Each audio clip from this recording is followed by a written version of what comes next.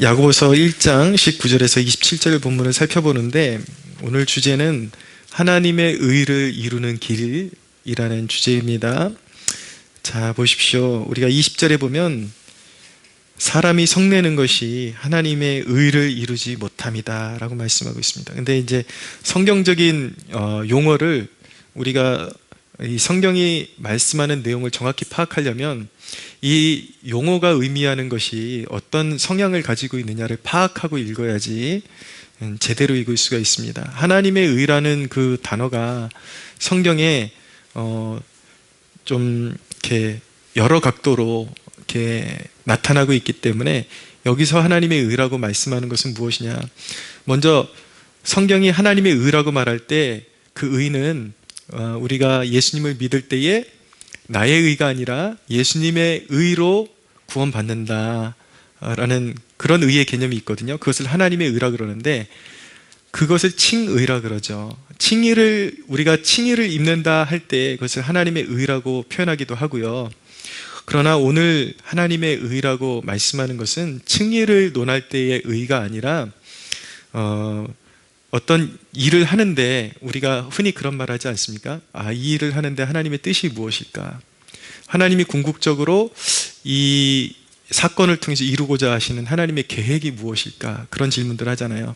그때 그 하나님의 뜻, 그것을 말할 때 오늘 말씀하는 하나님의 의가 바로 그런 뜻을 가지고 있다. 쉽게 얘기하면은 퍼즐이 있는데 조각 하나가 비어 있어요. 그러면 거기에 맞는 하나님이 의도하신 그 조각을 찾아내는 것, 그 조각, 하나님이 원하시는 조각이 무엇이냐, 그것이 하나님의 의라는 것이죠. 그러면 하나님의 의를 이루는 데 있어서 방해되는 요소가 있다라고 말씀하고 있습니다. 우리가 이 부분을 잘 알아야 어떻게 보면은 우리 신앙의 그 여정이 하나의 방법론이라고 말씀드릴 수가 있거든요. 어떤 방법을 취하느냐에 따라서 우리가 인생의 신앙의 여정에 실패할 수도 있고 이제 승리할 수 있게 되는데, 하나님께서 우리에게 주신 방법대로 쫓아가면 승리할 수밖에 없는 그런 결론을 얻을 수밖에 없는 거예요. 그러면 하나님의 의를 이루는데 방해되는 요소가 무엇이냐를 우리가 관심을 가져야 되겠죠. 19절을 보세요. 내 사랑하는 형제들아, 너희가 알지니 사람마다 듣기는 속히하고 하나님의 말씀을 듣는 것은 속히하고, 그러나 하나님의 의를 이루는데 방해가 되는 것은 무엇이냐면, 첫째는 무엇이냐면 성급히 말하는 것입니다. 말하기를 더디하라. 성급히 말하는 것. 그러니까 어떤 상황에 너무 답답하다고 하나님의 뜻을 끝까지 쫓기보다 성급하게 말하는 것, 그것이 항상 실수로 이어지고 원망으로 이어지기 때문에 조심하라 라고 말씀하고 있는 것입니다. 그러니까 여호수아서에 보면 여리고성을 도는데, 여리고성을 총 7일 동안 돌고 나면 여리고성이 이제 와르르 무너지는데, 그때 철칙이 무엇이냐면 침묵하는 것입니다. 왜 하나님께서 이스라엘 백성들에게 침묵하라 그러셨냐면, 일단 사람이 말을 내뱉기 시작하면 서로 야, 기분이 어때? 야, 누구 한 명이 거기서 야, 이게 뭐 하는 걸까? 왜 쓸데없이 여기 성 주위를 돌고 있냐라고 말하는 순간 그게 이제 파급력을 갖기 시작하는 거예요. 원망이 튀어나오고 부정적인 말들이 튀어나오고, 그렇게 되면 그것이 하나님의 영광을 가리게 되고 결국은 하나님의 의를 이루는데 방해가 될 수밖에 없다라는 것입니다. 그리고 또 한 가지 하나님의 의를 이루는데 방해가 되는 것은 19절 말미에 보니까 성내기도 더디하라 라고 말씀하고 있죠. 성내는 것이 하나님의 의를 이루는데 방해가 된다. 뭐가 내 마음대로 안 된다고 막 함부로 성내고 하는 것 있잖아요. 그것이 알고 보면 내 뜻을 고집하는 것으로 하나님께 비춰지기 때문에 그것이 하나님께 매우 좋지 않게 보일 수가 있는 것입니다. 그래서 우리가 어떤 일이 이렇게 자꾸 막히잖아요. 막히면 우리는 생각해야 되는 것이 무엇이냐면, 자꾸 성내는 습관부터 들이지 말고 막혔다면 우리가 고백하는 것은 무엇입니까? 우리의 모든 삶에 하나님이 개입하신다, 섭리하신다라는 것을 고백하는 것이잖아요. 그러니까 분명히 막히는 그 일에도 하나님의 섭리가 있을 것이라고 우리는 믿는 것이죠. 잘못 돌아가고 있고 분명히 좋은 찬스였는데 그게 지나갔어요. 그러면 예전에 내 성품 같으면 막 성질을 내고 세상이 다 나를 증오하는구나, 막 이렇게 성질을 내고 그럴 텐데, 이제 우리가 예수 그리스도 안에서는 하나님의 섭리의 관점에서 그것을 바라볼 수 있어야 된다는 것입니다. 왜 이런 일이 생겼을까? 곰곰이 생각하고 거기에는 뭔가 하나님의 다음번에 내 삶을 향하신, 우리의 삶을 향하신 하나님의 무언가 액션이 있을 것이라는 것을 우리는 오히려 기대할 수 있게 되는 것이죠. 그러니까 성내지 말아라. 그래서 20절에 보니까 사람이 성내는 것이 하나님의 의를 이루지 못함이니라 라고 말씀하고 있습니다. 그러면 하나님의 의를 이루기 위해서 우리는 어떻게 해야 되는가?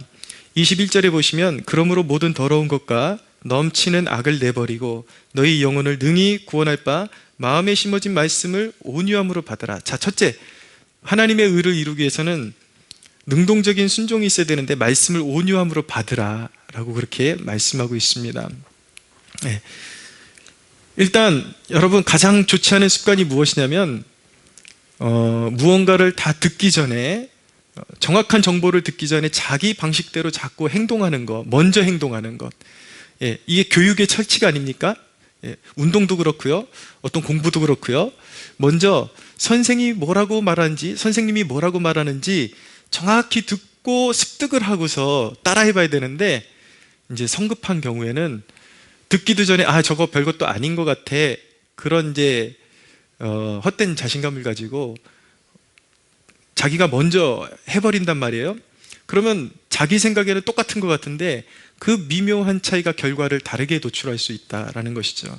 그래서 항상 어떤 문제 앞에 설 때 하나님의 말씀이 뭐라고 하시는지 먼저 듣는 것이 먼저다. 온유한 성품으로 차분하게 하나님의 말씀이, 나는 이렇게 생각하는데 그걸 이렇게 내려놓고 하나님이 뭐라고 말씀하시는지 차분하게 듣는 자세. 일단 들어야 어떻게 행동해야 될지에 대한 지침이 서게 되는 것입니다. 첫째는 들어라. 말씀을 들어라. 두 번째, 하나님의 의를 이루기 위해서는 그 말씀을 듣고 행해야 한다라는 것입니다. 자, 22절을 보십시오. 너희는 말씀을 행하는 자가 되고 듣기만 하여 자신을 속이는 자가 되지 말라라고 말씀하죠.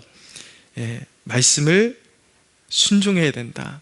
자, 이게 참 중요한 요소가 여기 담겨 있는데, 야고보서의 핵심 주제는 무엇이냐면 믿음입니다. 사실은 행함을 강조하고 있는데 믿음을 강조하고 있는 거예요. 구원받는 믿음이 무엇이냐라는 주제를 풀어서 해석하고 있는 것이 야고보서인데, 행함을 강조하는 것 같지만 실제 믿음의 문제예요. 진짜 믿음이 뭐냐? 우리가 믿음으로 의롭다함을 받은 칭의, 그러니까 예수님의 의로움을 입어서 진짜 구원받은 칭의를 입은 하나님의 백성이라면, 내가 정말 칭의를 받은 사람이라면 자연스럽게 순종의 열매가 나타날 수밖에 없다. 이것이 내가 진짜 구원받은 사람인지에 대한 정확한 척도가 된다는 것입니다. 개혁주의 신학자 중에 저명한 신학자가 R.C. 스프로울이라는 분이 있는데, 최근에 이제 하나님께 부름받은 분인데, 이분이 하신 말씀이 무엇이냐면, 진정한 칭의는 반드시 성화가 나타날 수밖에 없다라고 그렇게 말했습니다. 진정한 칭의는 진짜 내가 하나님께로부터 그리스도를 믿음으로 말미암아 진정한 그리스도의 의를 옷 입은 사람이라면 반드시 성화의 과정으로 들어갈 수밖에 없다. 성화가 나타나지 않으면 가짜라는 거예요. 그러니까 우리가 거룩하게 되는 그 성화의 과정을 무엇으로 증명해내는 것입니까? 말씀의 순종함으로 증명해내는 것이죠.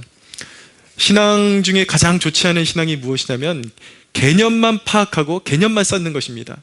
실제로 우리 주위에 어떤 교리적인 데만 관심을 가지고 어떤 신앙의 어떤 정보, 지식, 이런 거 습득하는 것은 좋아하는데 전혀 말씀의 원리대로 살지 못하는 사람들이 존재합니다. 개념만 계속 쌓아 올리는 거예요. 그런데 개념만 쌓아 올리는 것은 가짜 신앙인 것입니다. 근데 이런 사람들이 실제로 존재해요. 어느 신학자가 뭐라고 말했대, 어느 신학자가 뭐라고 말했대, 그런 거 막 주워 모으는 거는 좋아하고 사람들에게 그 지식을 막 과시하는 건 너무 좋아하는데 삶의 어떤 행함, 거룩함, 이런 게 전혀 보이지 않아요. 이것은 가짜라는 것입니다. 자, 하나님의 말씀의 그 효과, 하나님의 말씀의 그런 어떤 기능은 무엇인가? 자, 23절을 보십시오. 누구든지 말씀을 듣고 행하지 아니하면 그는 거울로 자기의 생긴 얼굴을 보는 사람과 같아서 제 자신을 보고 가서 그 모습이 어떠했는지 곧 잊어버리는 사람과 같다라고 말씀하고 있습니다. 말씀은 진정한 나를 비추어주는 거울입니다.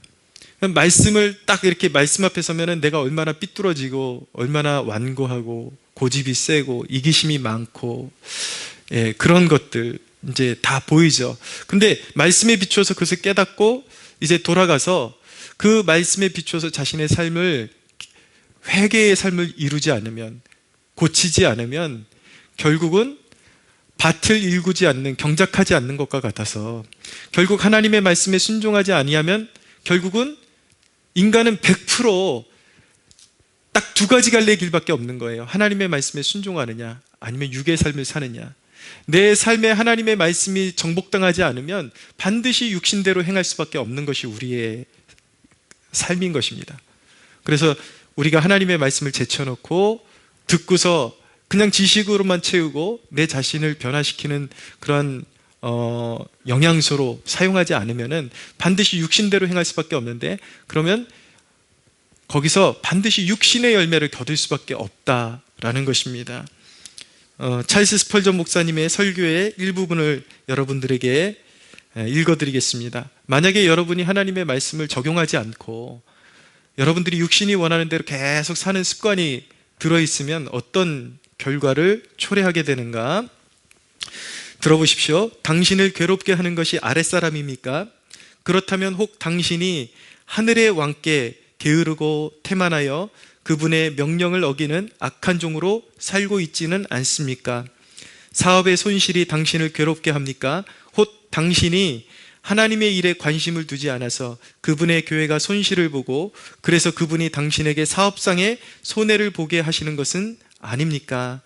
육체의 아픔이 당신을 괴롭게 합니까? 어쩌면 당신에게 검사하고 뿌리 뽑아야 할 어떤 영적인 질병이 있을 수 있습니다.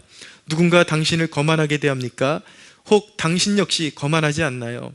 다른 사람이 당신을 비방하고 그것이 당신을 괴롭게 합니까? 그렇다면 당신은 하나님의 자녀들을 비방한 적이 없습니까? 당신에게 험담하고 싶어 좀이 쑤시는 것이 얼마나 큰 고통을 불러일으키는지를 느끼도록 만드는 것은 아닙니까? 누군가 당신의 수고를 과소평가하고 당신의 동기를 알아주지 않습니까? 아마도 당신 역시 형제 그리스도인의 수고에 야박하게 생각하고 평가하지는 않습니까? 당신은 바로 지금 마음의 큰 우울 증세를 느끼고 있습니까? 그렇다면 당신이 그리스도와 함께 그분의 고난에 참여하는 것을 게을리해 온 것은 아닌가요? 그러니까 이 스펄전 목사님의 요지는 무엇이냐면 우리가 육신대로 행한 그대로의 열매를 우리의 삶에 거둘 수밖에 없다라는 것을 말씀하고 있는 것이죠.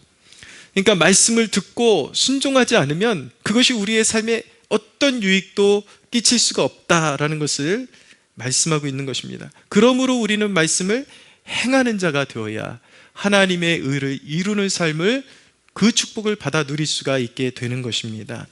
할렐루야. 25절을 보세요. 자유롭게 하는 온전한 율법이라고 말씀하죠. 이게 무슨 말일까? 자유롭게 하는 온전한 율법.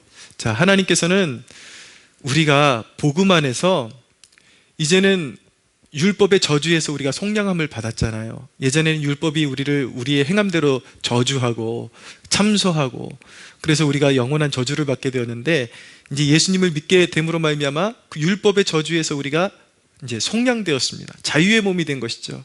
그러니까 너희가 이제 하나님의 계명을 지킬 때에 종처럼 질질질질 끌려다니면서 이제 순종하는 위치에 있는 것이 아니라 이제 그리스도의 그 피의 복음 안에서 너희는 하나님의 계명을 자녀로서, 자유인으로서 기쁨으로 섬기고 기쁨으로 지킬 수 있는 그 위치에 있음을 기억하라라는 것입니다. 그러니까 그 하나님의 말씀을 듣고 종처럼 메어다니는 것이 아니라 그 계명의 말씀을 우리가 기쁨으로 지킬 때 거기에는 반드시 생명의 열매가 돋아날 수밖에 없다라는 것을 말씀하고 있는 것입니다. 그것이 바로 하나님의 의를 이루는 길인 것입니다. 25절 다시 한번 읽어볼게요. 보세요. 자유롭게 하는 온전한 율법을 들여다보고 있는 자는 듣고 잊어버리는 자가 아니요 실천하는 자니 이 사람은 그 행하는 일에 복을 받으리라 라고 말씀합니다. 예. 여러분, 하나님의 말씀을 여러분들의 마음에 심고 말씀의 원리를 여러분들의 삶의 행함으로 순종함으로 말미암아 여러분들의 삶 가운데 하늘의 복이 넘치는 축복이 있게 되기를 바랍니다. 그러면 하나님께서 우리에게 우리가 기쁨으로 순종하기를 원하시는 그 행함은 무엇일까요? 이 부분이 이제 오늘 마지막 대목인데, 자, 26절을 보세요. 누구든지 스스로 경건하다 생각하며 자기 혀를 재갈 물리지 아니하고 자기 마음을 속이면 이 사람의 경건은 헛것이라.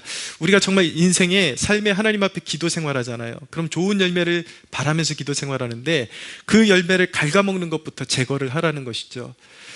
혀로 불만을 토하고 원망을 토하고 비방함으로 말미암아 좋은 열매들을 다 싹둑싹둑 잘라먹는다라는 것입니다.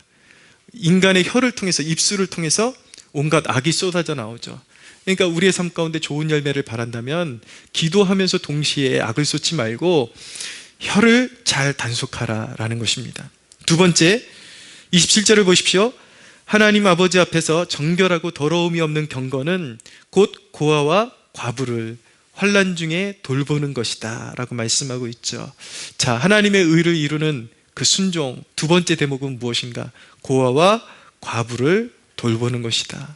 우리 주위에 있는 약한 사람들에게 관심을 가지고 실제적으로 우리가 도울 수 있는 것들을 돕는 것, 그것이 하나님께서 기뻐하시는 경건이다 라고 말씀하고 있습니다.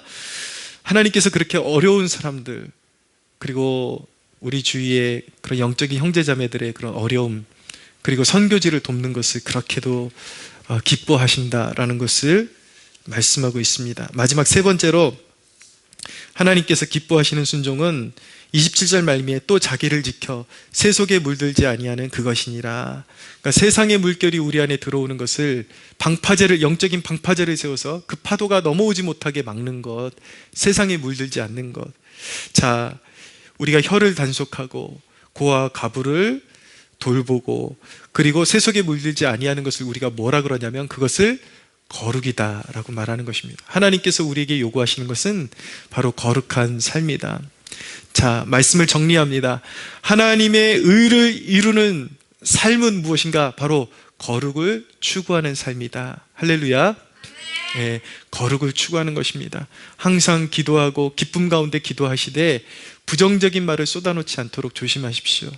그리고 행함이 있는 믿음을 갖도록 그렇게 여러분들이 도울 수 있는 것들, 그것이 물질이든지 어떤 것이든지 무엇을 통해서든지 주위에 있는 곤고한 형제자매들을 돕고 고아와 과부에게 실제적인 도움을 주는 것, 그것이 하나님께서 기뻐하시는 경건이다.